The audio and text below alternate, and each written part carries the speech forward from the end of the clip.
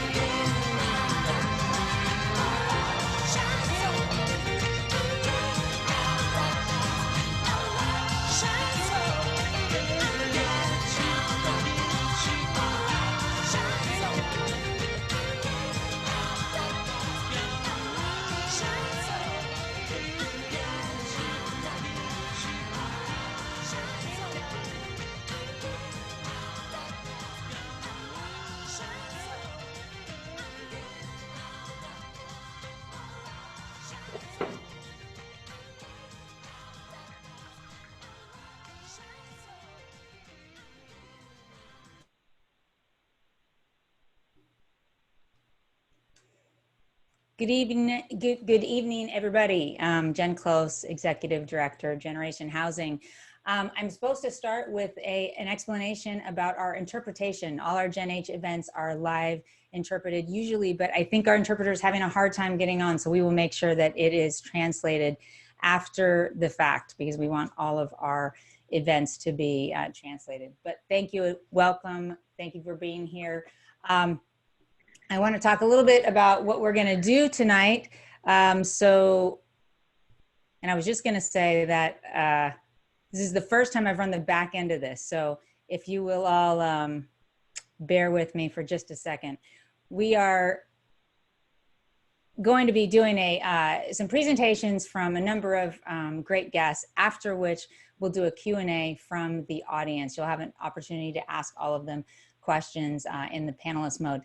And so during the event, you can put your questions into the question and answer box, the Q&A box at the bottom, and then everybody can vote on ones that they would particularly like to be answered. So please do that to make sure that we really lift up the ones that you want to hear answered. So before we get going, I'm going to talk a little bit about Gen H. Again, I am the Executive Director. I get to be the Executive Director, and we are a new nonprofit, independent organization born to advocate for more and more housing in Sonoma County. We do so with an equity lens, with an environmental lens, with a lens on improving the local economy. We know that ensuring safe and stable and affordable housing for everyone is the best thing we can do for the health of our overall community, as well as for our community members. So we are super excited to be here tonight to talk about downtown Santa Rosa. You know, the intersection between health and housing has never been so clear. The intersection between health or housing and education has never been so clear. And as we emerge from the pandemic, investing in housing construction, a really strong economic engine and workforce creator, was going to be critical to jumpstarting the economy. And while we are a countywide organization, Santa Rosa is our biggest city. It's our county seat, and investing downtown is going to be critical to emerging from our economic slowdown. I had a great talk with Gary Johnson, our first guest tonight, a while ago, who talked to me about Redwood City and about how a downtown specific plan changed everything in Redwood City, that went kind of from a yawn of a downtown into a real robust cultural center. So I'm excited to talk about that with him, you know, what we can learn from Redwood City. And we're going to hear from Amy Lyle from the city of Santa Rosa about Santa Rosa's downtown plan. And Michelle Whitman and Victoria Fleming are going to talk about the Renewal Enterprise District, an innovative partnership between the city and county, also known as the RED, and easier said as the RED. And then we'll hear from Keith Rogel, local developer who is working on the One Santa Rosa project downtown, after which we will wrap up with a Q&A. So I am going to lead off with Gary Johnson, and I will introduce him. Gary is a partner at Acclaim Companies, a multifamily and mixed-use development firm based in Menlo Park. While Acclaim works primarily in the South Bay, it's also the developer of the Petaluma inclusionary housing project, Sid Commons, that Jen H. endorsed. Prior to his work in development, Gary worked in venture capital and was also an outfielder with the Anaheim Angels organization. He's got a BA from Berkeley and an MBA from the Wharton School of Business at UPenn. He lives in Redwood City with his wife and 4 children. And I will welcome Gary. Hi, Gary. Hello, thanks, Jen. Hi. Well, I guess I'll take it from here. Take it Thanks away. for that introduction. Yeah, you know, it's funny when it became a partner at Acclaim. And, you know, Acclaim, I'll just give a little background on Acclaim. I joined out of business school in 2010, and it was, Acclaim was my brother Mark, who after my first year in business school, I'm not making this up. The first day of classes, Lehman Brothers went bankrupt in business, and everything just went sideways in my first year in business school. And so my brother and I were kind of talking, hey, after you're done, you know, there aren't going to be that many great job opportunities for you. I was able to secure a summer internship in New York City, but because literally the small bank needed an outfielder for their baseball team on Tuesdays and Thursdays. And so I decided to work for them for $15 an hour. After business school, I joined my brother at Acclaim, and we decided to focus on infill housing along transit corridors. We thought that was something that was really important as the traffic problem became more and more of an issue on the peninsula. And so Acclaim Companies was just really us two kind of joining forces there in 2010. We began to identify properties along the Caltrain corridor, and Redwood City came onto our radar screen in 2011. In January 2011, they passed their downtown precise plan, and that was something that I had never dealt with before. I was still very green, very energetic, and excited to develop, but wasn't quite sure how to go about it. And so the downtown precise plan was something that I really had to learn. Kind of what is this? What does this mean? And I'll go on a little bit of an aside here. I grew up in Menlo Park, and when I was a kid, everything was Menlo Park and Palo Alto centric. And so where I lived at the end of this street called Valparaiso in Menlo Park, and it teed into El Camino Real. El Camino goes north-south on the peninsula. Okay, after you hit El Camino, if you go right on El Camino, you go into Menlo Park and Palo Alto and Mountain View. If you go left, you go into Redwood City. And as a kid, I just remember we were always turning right. We were going to Little League. We turned right on El Camino and go to Burgess Park. Dinner with the parents. We're turning right. We're going to Palo Alto or Menlo Park. And by the way, Menlo Park, when I was growing up, wasn't the Menlo Park of today. It was a pretty sleepy town, but we were still going right. And so as I got into high school, we were still kind of, you'd go right into the coffee shop, to meet with friends in Menlo Park, in Palo Alto. And the only reason why I would turn left was there was Getz Brothers in Redwood City, and they sold the best baseball mitts around. So we would turn left to go to Getz Brothers, and that was right in downtown Redwood City. And I remember how there was just nobody on the streets. Nobody was walking. Nobody was really taking the train. There weren't any office buildings. There was no housing in downtown Redwood City when I was a kid. There was no movie theater. There was no real reason to go there. And that persisted really until the city council worked for a number of years. I don't know quite how long. I know it was at least 6 or 7 years in earnest to pass this downtown precise plan. And so a little kind of background on the precise plan. What the precise plan is it's a vision for the downtown that regulates development and creates the rule book for developers that if they follow the rules that the city council outlines and the city outlines, that you will get essentially a staff level approval for your project. You do not have to go all the way to city council and get approval unless it is appealed, as long as you stay within these rules. And there are certain rules regarding setbacks, height limits. There's also a complete street approach where retail is required on certain streets.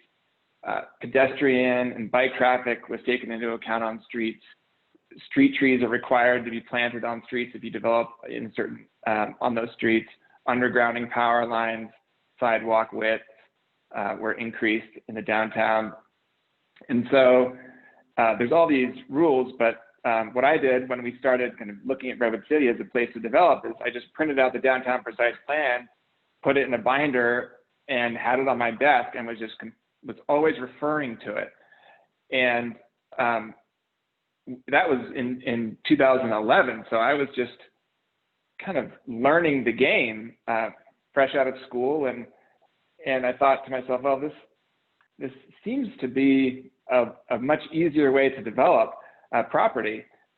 When we actually looked at our first deal in downtown Redwood City, it was brought to us by a broker, and he did not understand the downtown precise plan, but we had done some due diligence and figured it out, and we ended up acquiring the parcel, and we were able to get entitlements for 133 units in 7 months.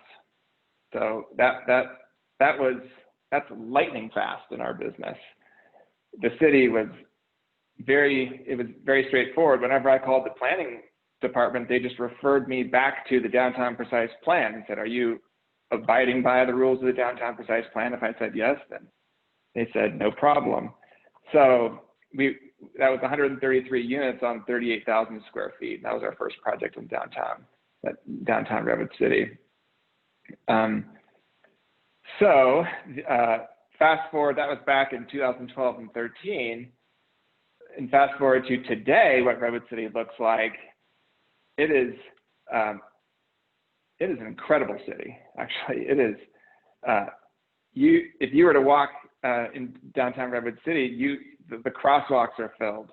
People are. I'm taking the pandemic I'm setting that aside for a moment. If you were to walk in downtown Redwood City pre-pandemic, that's what there's an energy there.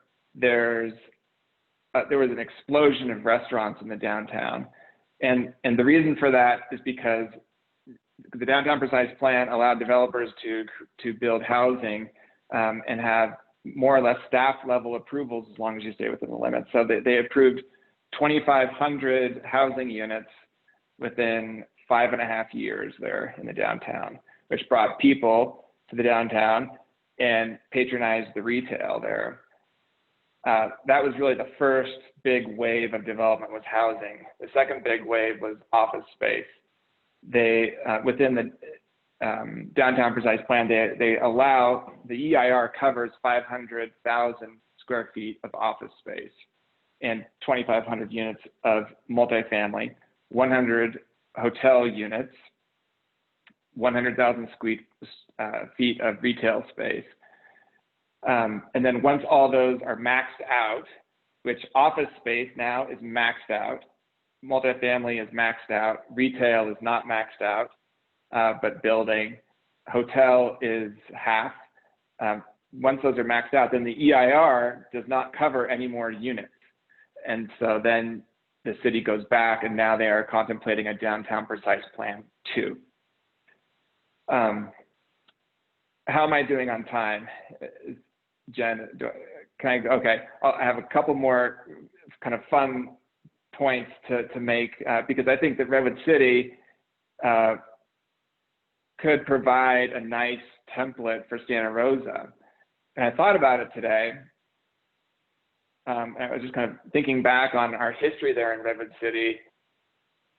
When we underwrote our multifamily deal, we were underwriting rents at $2.80 a square foot. And so we developed a project, and we're developing a project in Petaluma. We got entitlements last spring. So we are very much aware of kind of the math problem there, the calculus there that goes on in the North Bay, which is that construction costs are high here in the Bay Area. And in the North Bay, you're really not able to take advantage of construction costs that are outside the Bay Area. These are the pricing to build a multifamily unit in Santa Rosa is more or less the same cost to build along the peninsula. It's a lot of the same contractors are bidding those projects, as we are learning on our Petaluma project. And so Santa Rosa has lower rents than what you might find on the peninsula, but yet same construction costs. And so there's a little bit of a math problem there as we look at it. But I thought back, in Redwood City kind of had that problem too when we were looking at developing there. Rents there were around $2.80, and construction costs were very high. We were required to build underground parking as part of the downtown precise plan, which was great. We needed to park all of our units underneath the building, and the city was reluctant to give us any amendments to that, or they really were urging us to completely park our project, which we were happy to do from a marketing standpoint. But as we built it, we saw a couple other projects being built in the area too. And we thought to ourselves, there's a little bit of a kind of a synergy and an energy building here. And we actually were the first multifamily project to break ground in downtown Redwood City. But we naturally were very nervous about the rents and if it would support those rents. But we went forward anyway. And now rents in Redwood City are at $4.80 a square foot. And granted, there has been a nice economic boom since we started back in 2012, but that math validated our kind of initial investment there in Redwood City. And I see a lot of the same kind of, potentially the same kind of opportunities in Santa Rosa as well, being along the rail line and the smart rail and having the bones of a great downtown.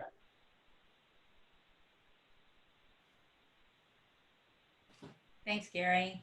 I really appreciate this the setup of Redwood City, because it does, I think, foreshadow what we can do here in Santa Rosa. And in our research, it showed that in the past 10 years, there's been more development than there was in the previous 50 years in Redwood City. And it brought about 4,000 people downtown, which certainly would help inject some cash into a vibrant downtown.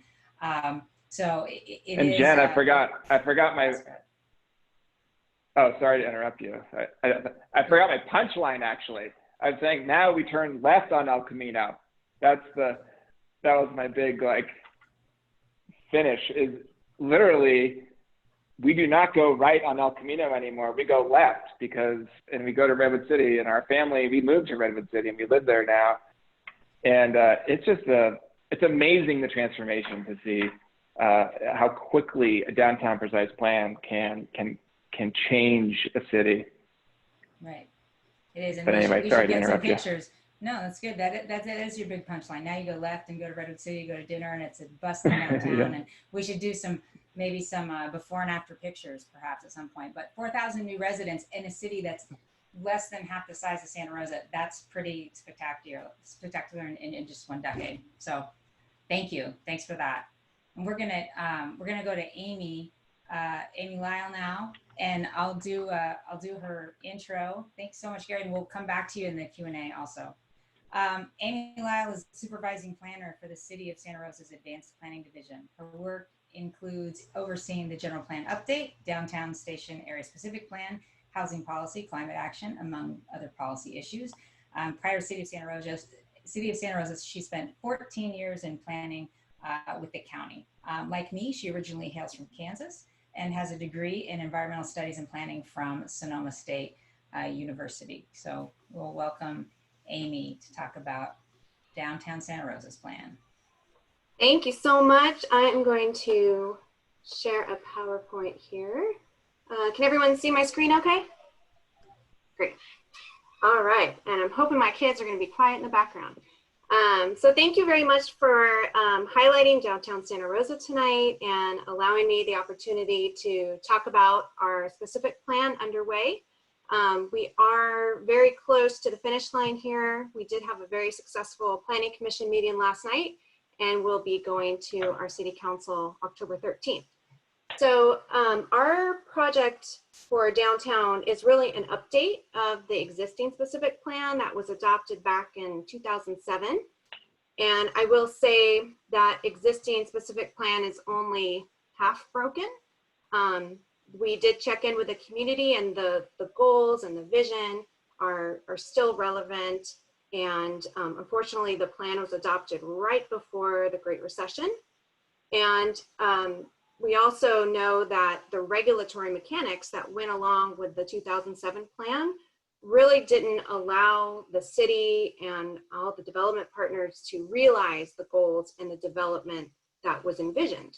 So this update is really going back to the drawing board and identifying ways that the city can, in a way, get out of the way and allow development.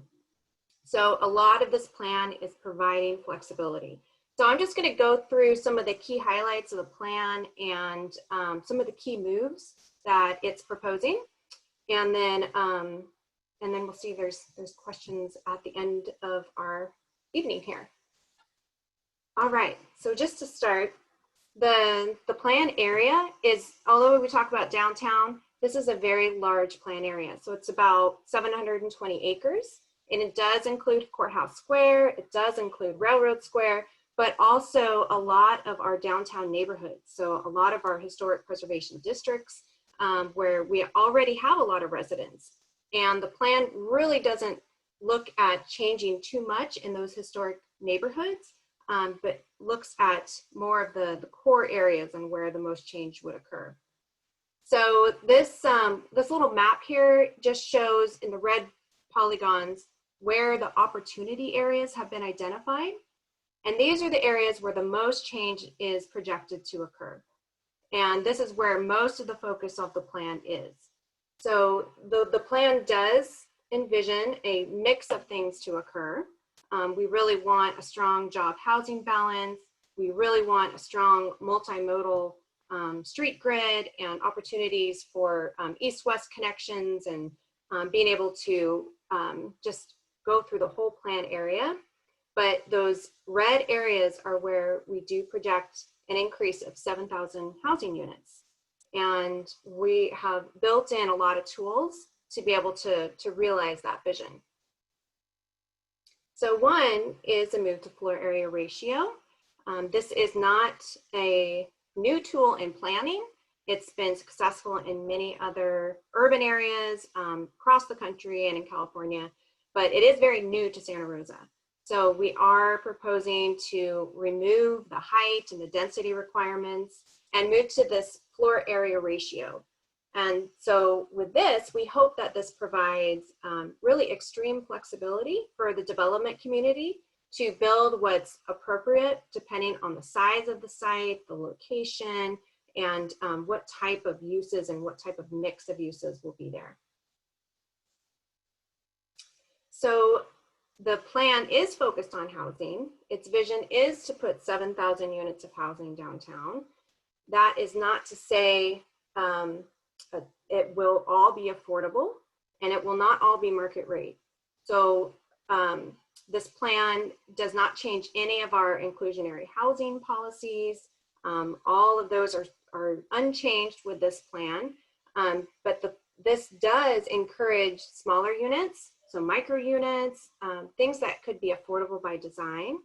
But we also want to attract larger units for families. We want this to be a place where families can live, where there's vibrancy and there's jobs, and it's safe for everyone to be together downtown. And I will say, housing policy changes incredibly fast, especially here in California with all the state laws moving through the process. So the affordability component will continue to be a discussion, and especially as we move into our housing element update and the general plan. We have been watching closely what's happening with MTC ABAG and have been engaged with their housing methodology committee to help them determine how to dole out those regional housing needs assessment numbers. So we're excited to see how that closes and how that's going to impact Santa Rosa and the county as a whole. But we are confident that this plan will provide the regulatory mechanics to produce the 7,000 units downtown, which will help greatly with the overall housing situation. So one of the other key moves of this plan is to eliminate minimum parking requirements. And this does not mean parking will not be developed. This just gives another layer of flexibility for the development community to build the amount of parking that the market requires and that the financial or lenders would require for the project as well. And as part of this, we are hoping to create more private-public partnerships and utilize some of our surplus parking. So that could be done through the redevelopment of some of the surface lots. That can be done through shared parking agreements. We have done a fair amount of parking studies through the development of this plan and know that there are enough parking places downtown, but they may not be laid out in a way that will actually make a normal, like a person downtown feel that. So those surplus parking supplies can be used to catalyze or facilitate or incentivize residential development for a number that makes sense for the development, knowing that we are downtown, near the SMART station, and near the transit mall.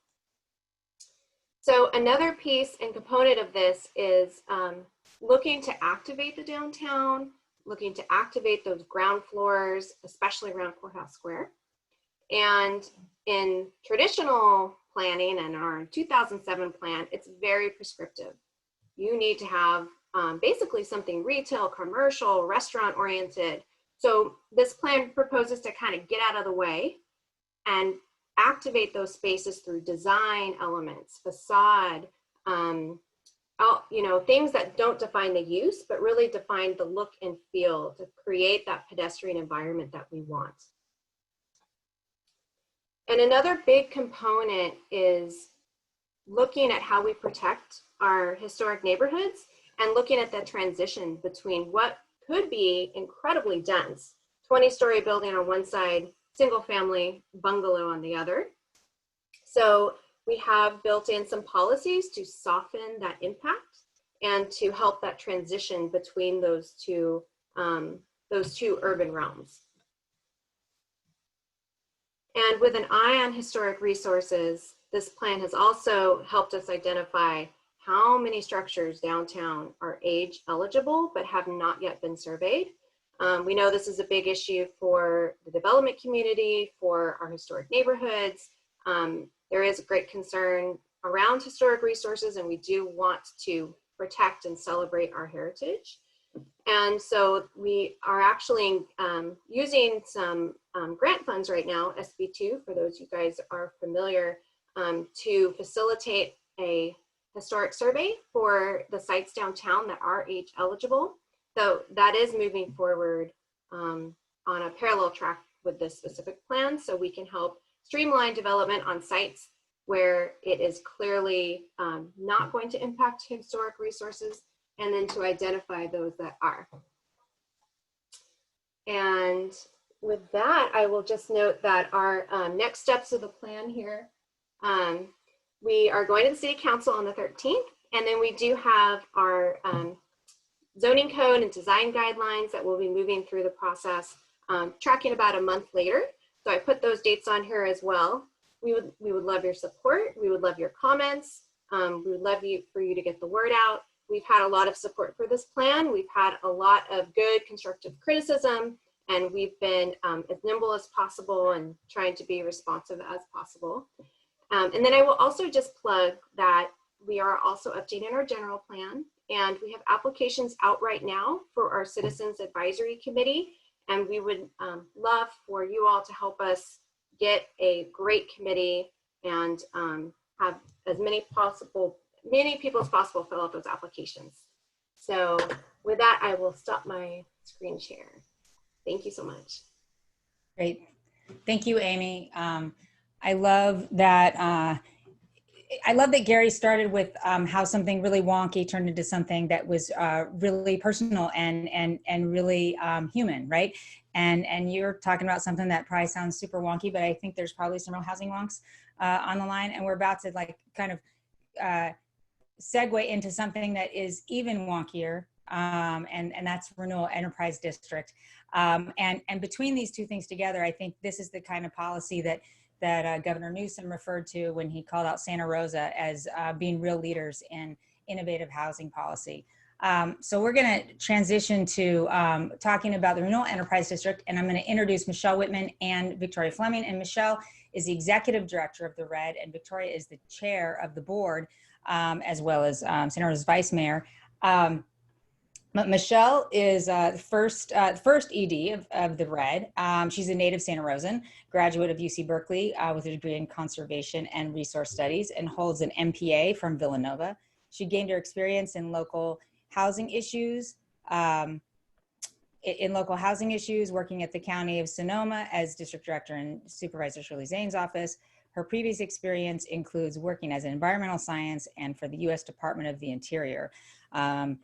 Office of Environmental Policy and Compliance. And Victoria Fleming, and I've just heard that I'm doing something wrong with the screen. There we go. All right, Victoria Fleming is current chair of the RED board and the vice mayor for the city of Santa Rosa. Victoria was elected to city council in 2018 to represent District 4, Northeast Quadrant of Santa Rosa. And on the council, she's a tireless advocate for childcare, for worker protection programs, environmental protection, and policies that address, I keep screwing up the tech. Okay, there we go. That address the housing crisis with an emphasis on equity and inclusion. Victoria is a licensed psychotherapist. It has her undergraduate degree in women's studies from San Francisco State and a graduate degree in social welfare from Berkeley. She's a mother to a 6-year-old daughter who currently attends first grade at Proctor Terrace, doing it in the new pandemic way. And so I will welcome first, I think, Victoria, and then Michelle to talk about the RED. Hi, all, and happy Friday. I hope everybody has an adult beverage or something's kicking their feet up. But thank you so much to everybody who tuned in at the end of a long work week. And what I want to just start off with, Michelle's going to wrote this fantastic presentation, and I just want to let you know what I do here, which is I chair the RED, which means that I get to work with a fantastic group of 2 supervisors. My vice chair is Supervisor Shirley Zane and David Rabbit, and my council member from the city of Santa Rosa is Jack Tibbetts. And so we've been lucky enough to have a great group of people to get the RED started, and it looks like we're going to be moving into some even more exciting stuff. But with little ado, I'd like to just pass it off to Michelle, who is our fearless and tireless advocate. Thank you, Chair Fleming, and bear with me just a moment while I share my screen.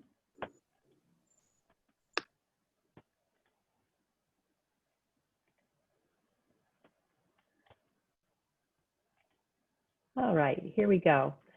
So I want to start by unpacking the wonky black box of what the Renewal Enterprise District, or the RED, is. It's really kind of simple. It's a partnership between the city of Santa Rosa and the County of Sonoma, and it's in a pretty narrow lane. It was created to accelerate the production of infill, higher density housing near transit, jobs, amenities, services, and the best part is near opportunities. So to carry out this work, the RED was created to pair public funds with traditional private financing to shorten the time it takes to produce housing. And finally, by focusing on urban-centered infill housing, our combined financial resources can be directed at development that meets climate equity and housing goals all at the same time. So now I want to talk about the why of the RED's existence. And it's collaborative, it's cooperative, it's cross-jurisdictional and interdisciplinary and cross-disciplines. It overcomes barriers and gets over hurdles. But I really want to put the human face on it. And you really just need to look at the headlines in our own local paper to appreciate the human context of why the city and the county created the RED and why the right kind of housing in the right places is key to our recovery and resilience. So in September 2019, the Press Democrat quoted Dr. Jared Holmes, whose home was destroyed in the Tubbs fire.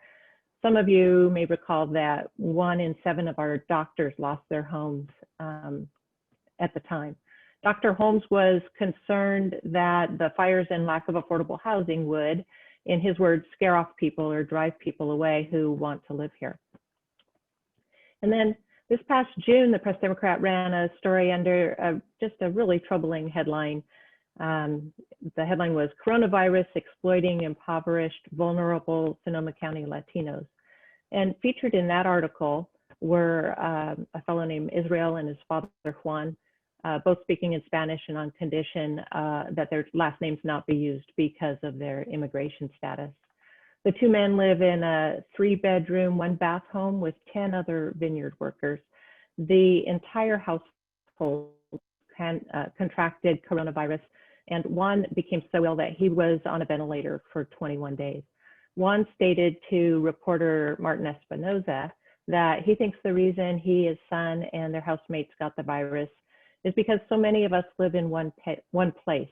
It's the only way we can afford rent. And then just last week, Sonoma County Supervisor Linda Hopkins was quoted in the Press Democrat stating, "Each disaster we've experienced has placed additional pressure on our local housing stock. We have to ensure that we do everything we can to keep roofs over people's heads." So we included their statements in this presentation because the answer to why the RED was created is at the heart of the insights offered by Juan, Dr. Holmes, and Supervisor Hopkins.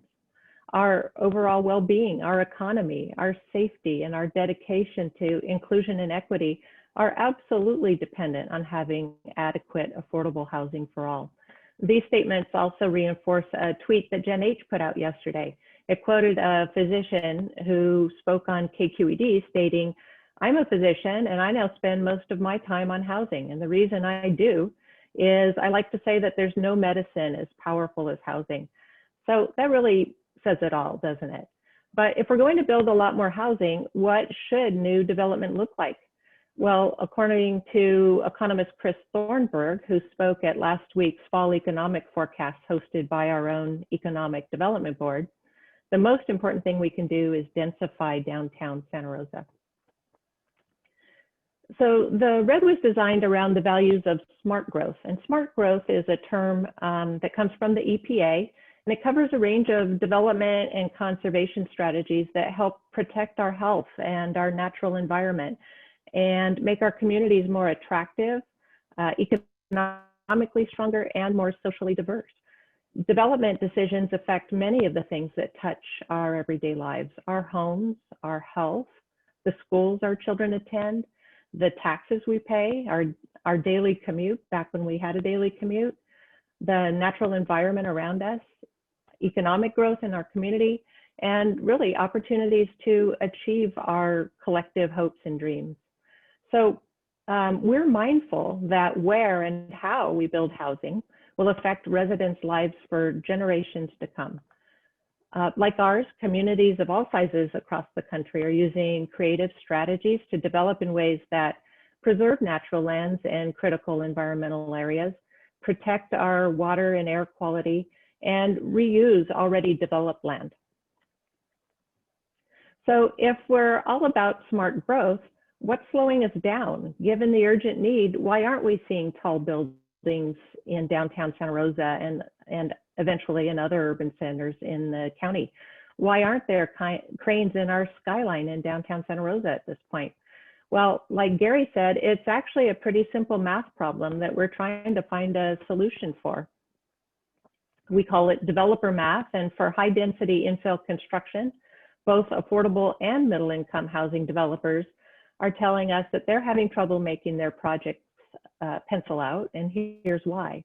So first, on the affordable side, across California, affordable housing is built at market rate construction costs, like Gary said, but naturally charges below market rents.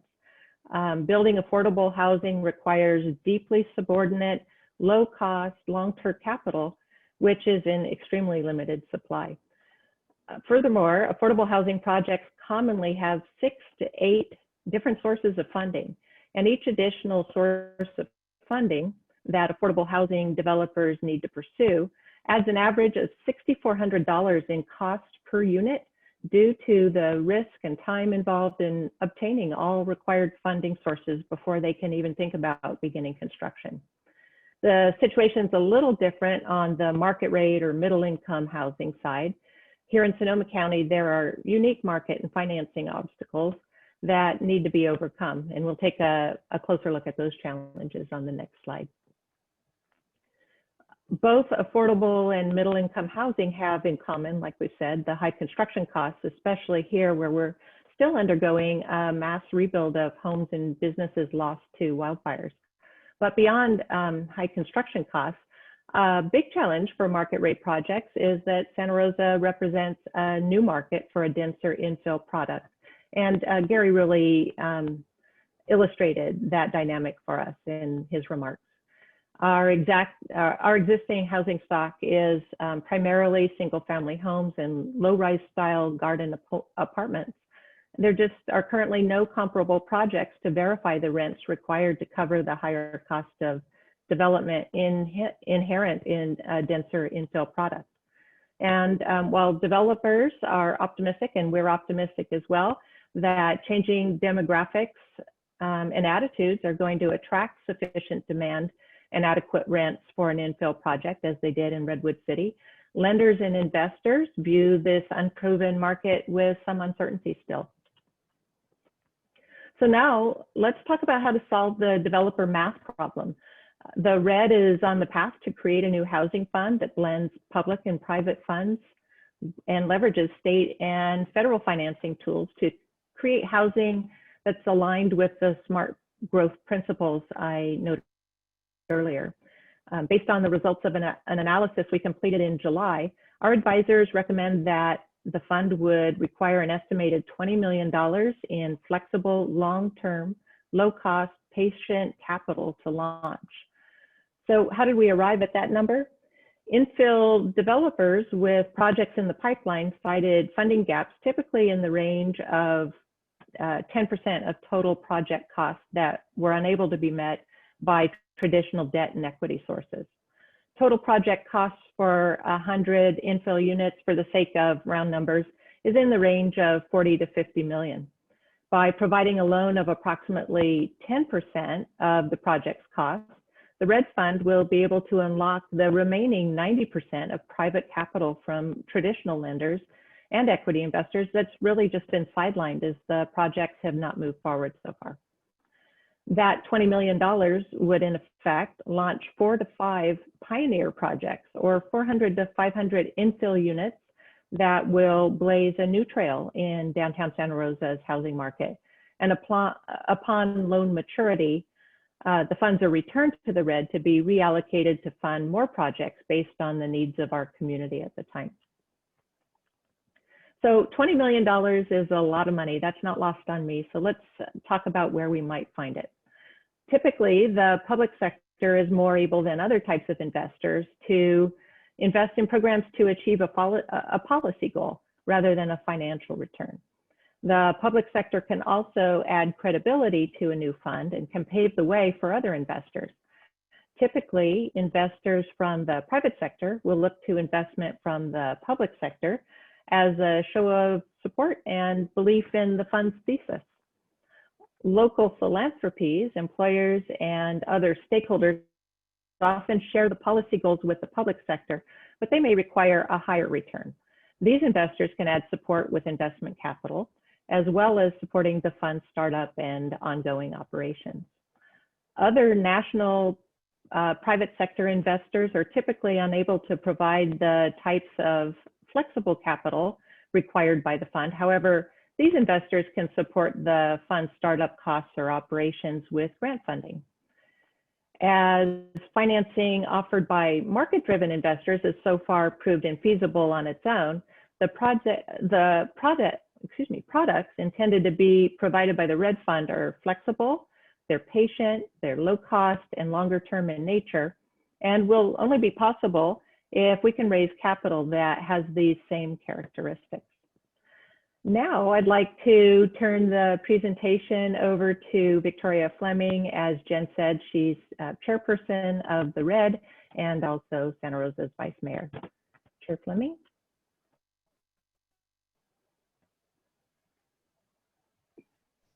Hello, and once again, and good evening. I want to talk a little bit about how all of this comes together. So we've heard some very technical things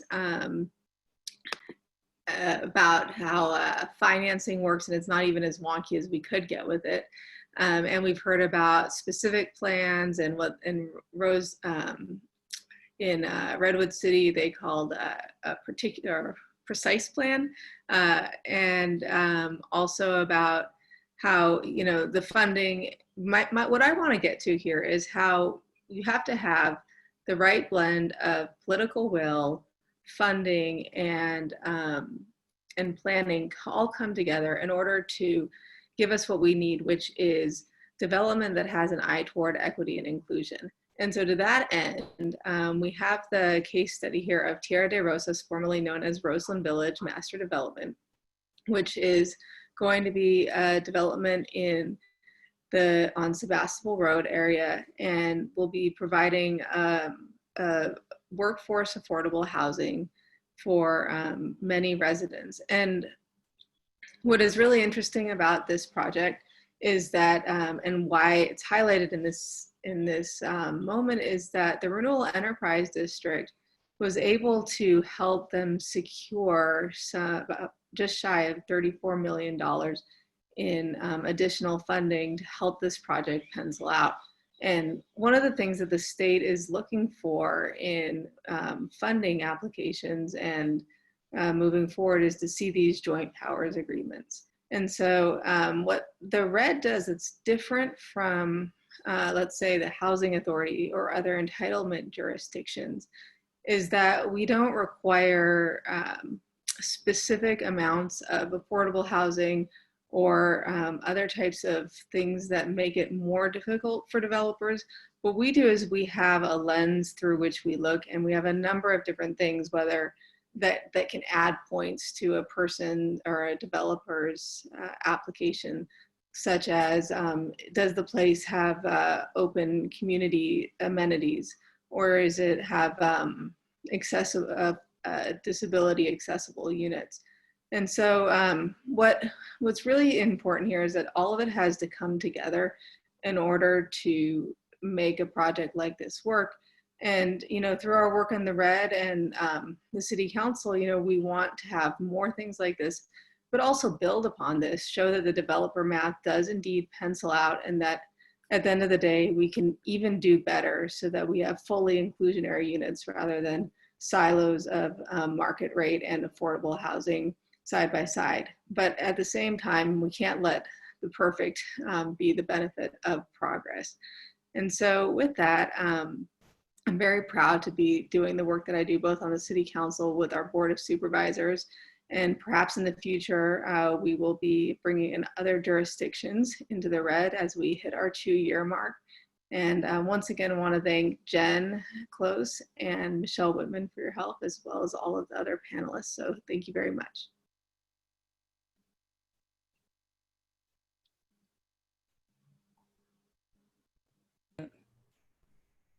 Thanks, Victoria and Michelle. I appreciate you making that complicated thing a little bit simpler and really giving us an idea of how powerful the red can be. And I appreciate, Victoria, that you already answered a question that came up in the Q&A box, which is about other jurisdictions joining. And it's my understanding that as you hit the 2-year mark, which is December, that the other jurisdictions in the county can join. Is that correct? That is my understanding, and I know that they'll all be clamoring to get in on this good deal. There's one other thing that I really wanted to add here, which is that one of the reasons why this, first of all, I'm so proud that the city and the county, which don't always have a reputation for working well together, that we do this together, and there's no behind the scenes fighting between us. Like, we genuinely come to this like as a group of people who are excited and happy to do this because we understand the economic urban gardening that needs to happen, and that, you know, by building in downtown Santa Rosa, it's the thing that we can do that most economically benefits.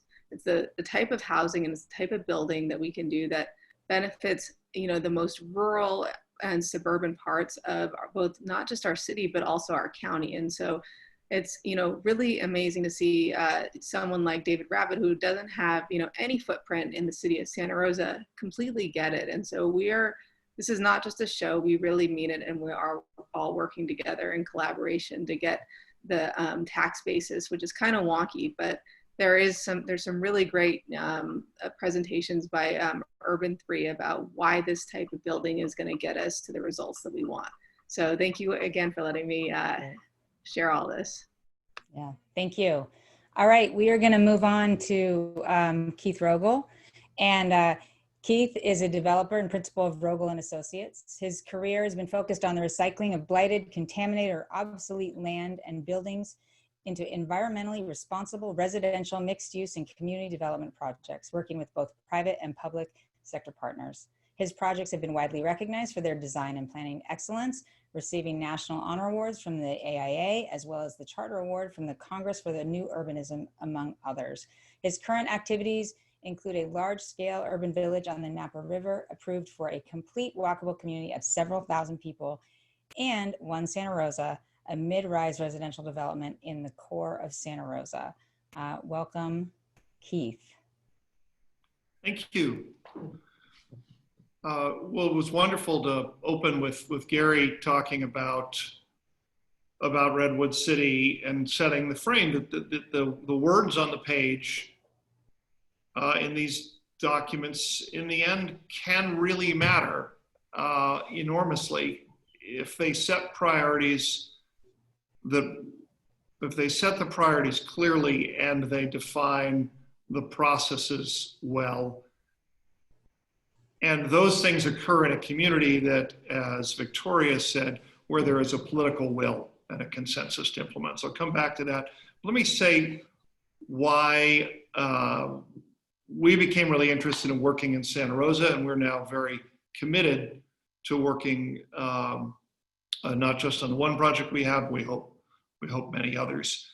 That one looks for the character of a place, the physical character, and we saw in the downtown and the surroundings a kind of infrastructure of parks and streets that was urbane and was significant. And then we saw a great deal of underutilized land, as folks have mentioned earlier today. But the sense that there was a place that could allow for significant density. There was clearly a urgent need that we see throughout the West to stop spreading out into the urban wildland interface and to concentrate housing more. There are many virtues, right? But one of them is simply to get out of harm's way and to concentrate, to aggregate in areas that are protectable, and then have all the virtuous attendant benefits of sense of community, the delivery of resources. There was some discussion about the developer math. We'll come back to that. But one of the things that's really been problematic in the financial system underlying development has been all the externalities are not included. So the capital has been organized for development that is inexpensive and short-term and generates a short-term return. But that leaves high costs in terms of the maintenance of the roads spreading out throughout the region, and in terms of things like fire protection, in terms of where hospital and other resources need to be spread. So there's a lot of benefit in the core, but those have been places that have had a number of competing stakeholders and have been extremely difficult to advance a process. So the thing that was striking to us was Santa Rosa's resilient city ordinances, and now key pieces of those are being carried forward on a more permanent basis, potentially within the specific plan, that brings clarity. And clarity is just so important because there are many unknowable facts about the long development process, about cost, about market. But the level of uncertainty that's grown up in most of California's cities about whether it's possible to build anything at all is overwhelming. So the larger project that was mentioned in my background was a 15-year approval process. The costs of obtaining the approvals, not the cost of land or anything else, but the costs of studies and being on the ballot campaigns, doing the same studies again, doing them again, was approximately $26 million. So not one of those dollars went into housing or economic development for anyone except for well-paid consultants outside the downtown core. There clearly are important studies that have to be done to substantiate the possibility for development. And that's what's going on with the specific plan. And we've benefited from with the prior specific plan. But once those rules are set about how big, how many, as Gary described, there is a cap, there is a limit, but not trying to prescribe exactly what piece goes where, allowing for the human responses was mentioned earlier, allowing for entrepreneurial capital to fit into the framework that's defined in that specific plan, and then creating clarity as to process how long something will take. And if you follow these rules, that you will have an approval. Sounds very common sense, but it is an extraordinary thing. And Santa Rosa is right now, in our estimation, an extraordinary place, doing an extraordinary amount in harmony to create that kind of environment where the public goals of more housing, of housing and economic activity downtown can be achieved. And notwithstanding the challenges that were mentioned about costs being high and rents not being all that high for that kind of building, the opportunity zone framework of downtown, and significantly tremendous number of incentives that the city have artfully put in place regarding the costs of various fees, creates a significant decrease in costs that are in other pro formas. So the construction costs aren't lower, but the so-called soft costs are going to be much, much lower. And the ability to have confidence about moving forward on a timeline is valuable in and of itself. And then one needs to find developers who are willing to take a long view. In some cases, as projects, particularly the non-fully market rate ones, have the possible support through the RED to further bridge the gap between the quick turn, short-term view of most of the capital markets and the public needs. The opportunity really opens up. And then most fundamentally, the opportunity to have the kind of dynamic development going on, producing housing of varying types that are desired, is being created by this consensus that runs from left to right across the city council and across departments in the city staff. We're hearing about collaboration with the county because problems are regional. Those are the exceptional things. So I want to applaud also the advocacy groups, but applaud the energy to create these documents. But then a lot of cities and towns have compelling words in their documents, but then projects are treated as ad hoc, as if they've just landed and had never been contemplated before, anything of their type. even though the words on the page define how they should be treated. Santa Rosa has already demonstrated to us and others, once the community reaches consensus on what the intentions are, they are living to that, and they're working through the compromises that are necessary along the way to navigate between words written in anticipation and a reality presented. And that shared spirit is what makes development possible, and why we're very, very bullish for Santa Rosa's future in the downtown. Thank you so much, Keith. Thank you for that. It's great to hear from the developer's perspective and to hear that there's some real excitement. I know we're excited about it. So we have a ton of questions, more than we have time to answer. So I'll remind the audience that you can upvote questions to make sure we get the most compelling ones answered. And I'm going to start just with one from Jen H. And I'm going to direct it to Michelle because this comes up to us a lot, and I think it's important.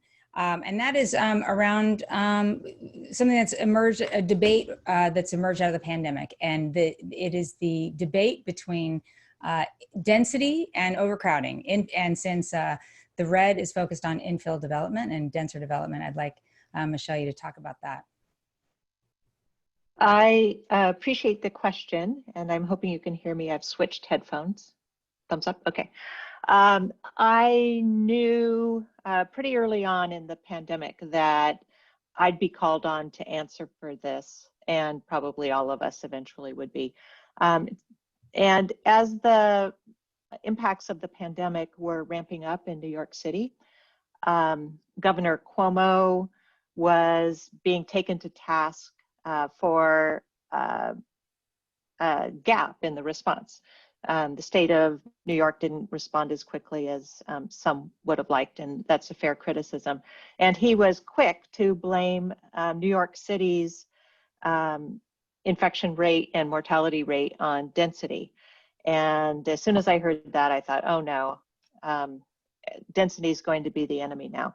Well, almost immediately there was research published, and there's been a ton of research published since, that shows that density is not the problem.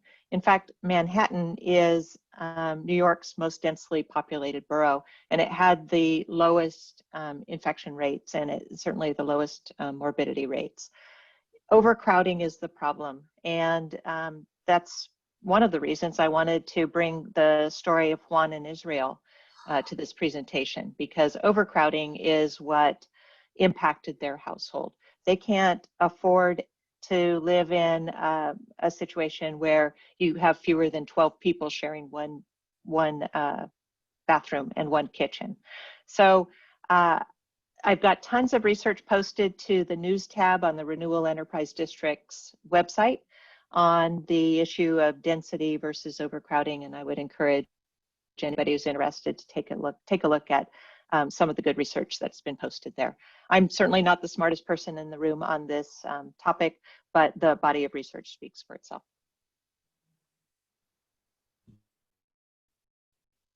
Thank you, Michelle. I appreciate that. I guess we had a problem with the upvoting and the attendees couldn't see the questions, but I think I've solved it. So if someone wants to put in the chat whether or not you can see the questions now for the attendees, not just the panelists, then I'll know. But in the meantime, I'm going to ask a question that I can see there. This is from Ali Gaylord. I appreciate the comparison of the construction costs, rent level problem comparison between Redwood City and Santa Rosa, but there is not a major job center like Silicon Valley proximate to downtown. This seems like a major ongoing challenge to market rate housing, retail, commercial, et cetera, in Santa Rosa. Thoughts on that? And I direct this to anyone who wants to answer this. Amy, Gary, Keith, Victoria. Sure, I'll take a crack at that. I think that the thing that we're going to see happening as a result of the pandemic is that people will be living places based on quality of life, especially folks who have the ability, which is certainly not everybody, and there's a digital divide and there are ways that this is not equitable. But if you're talking about, you know, the energy and the finances that come out of Silicon Valley, I think that we'll start to see more and more people. I already had neighbors and friends prior to the pandemic who work in Silicon Valley, but they live up here. And we know that the open spaces and the vineyards and the draw of our region is broad. And so I think that we will see people who have the luxury to telecommute choose to live up here while they work in other places, and that will have a synergistic effect on developing. And we know that Medtronic came out of AVE enterprises, and that when you have a number of people who are entrepreneurial, then one large company ends up mushrooming into a bunch of smaller companies, and there continue to be spin-offs from that original enterprise, decades ago. So I do think that this has the potential to draw people, and then those people will, with our current residents, also, enjoy a higher quality of life, and we will see more businesses develop. Thanks, Victoria. There are a lot of questions, so I think we could talk about this for the rest of the time, but we're going to move on. Is there anything that can be done on the part of local policymakers to help reduce the high construction costs in the area?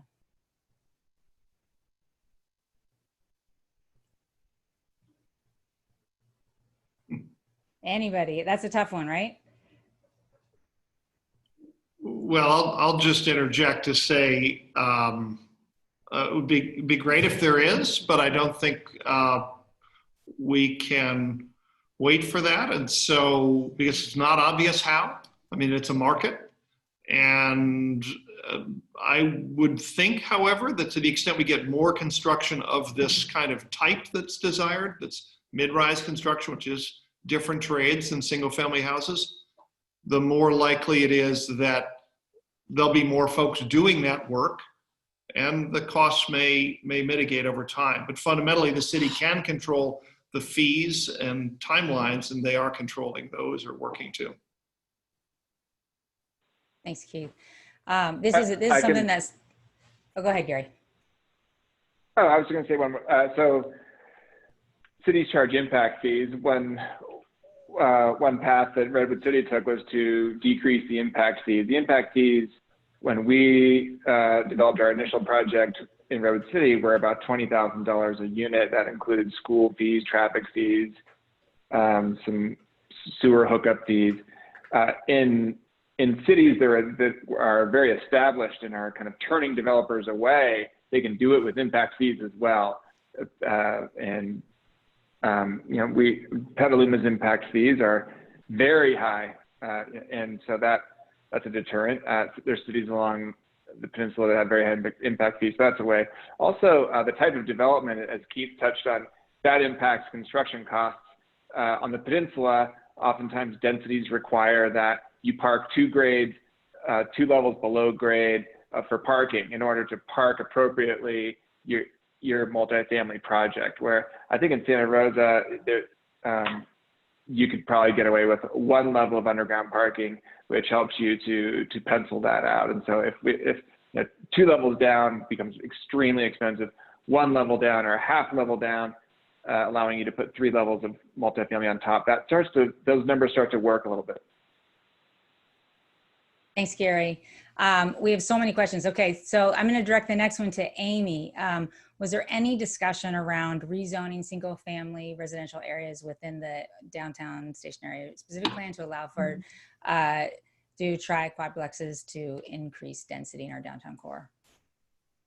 So most of the single-family residential areas in the specific plan area are developed and are historic. And we heard from the community that they really wanted to preserve those areas.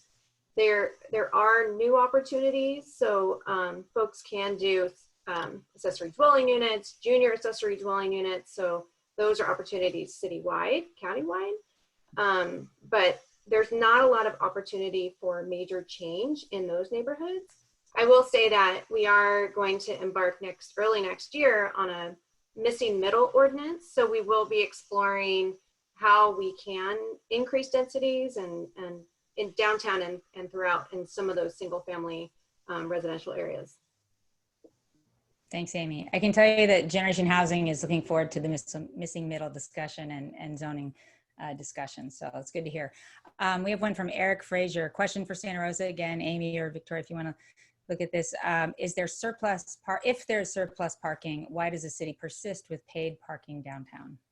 Yeah, I'd love to talk about this. We persist with it because of the cost of maintaining those garages downtown.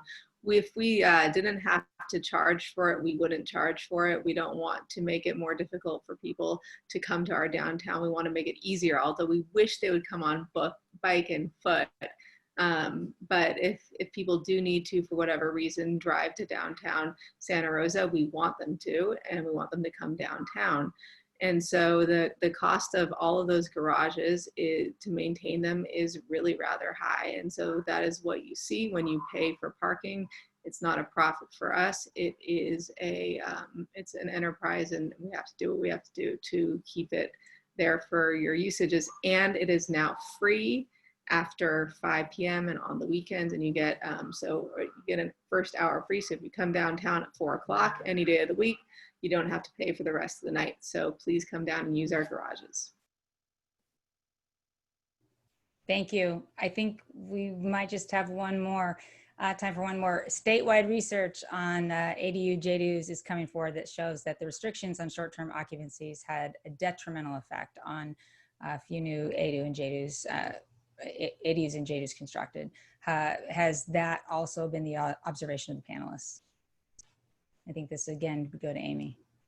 Yeah, I would say that has not been my observation, and I have actually not heard that criticism.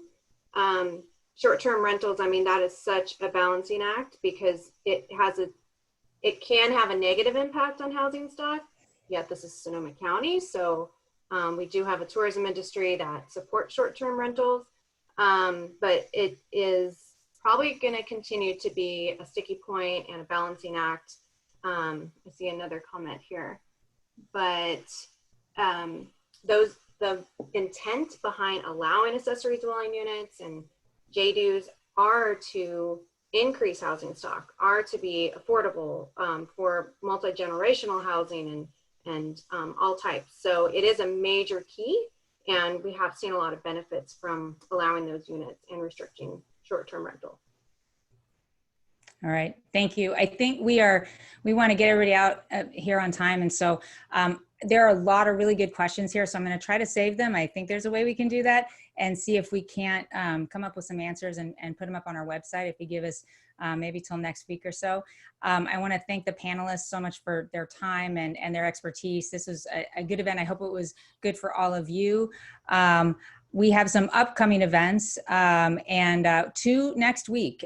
We've got Meet Santa Rosa City Council candidates in the Future of Housing Candidate Forum Series. And then on Thursday, and that's on Monday night, and on Thursday we have a Youth and Housing Town Hall where we're going to hear from our youth, and we need the adults to hear from our youth and their experiences around housing, and then also hear from some of our policymakers who can talk to our young people about how to get involved and impact their housing future here in Sonoma County. I want to thank our members and our event sponsors for helping us do this work and to keep supporting us.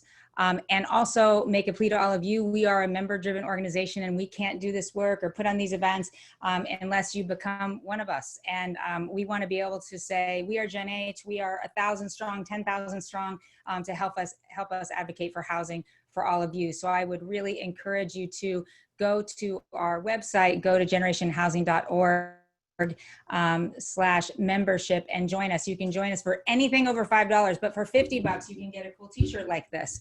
And of course we'll take more. So we've got a lot of good stuff coming on. Please go to the website and sign up and stay in touch. Thank you again to everybody for being here, for supporting us, and we will see you again next time. Thank you, Jen. Thank you, Jen. Thank you.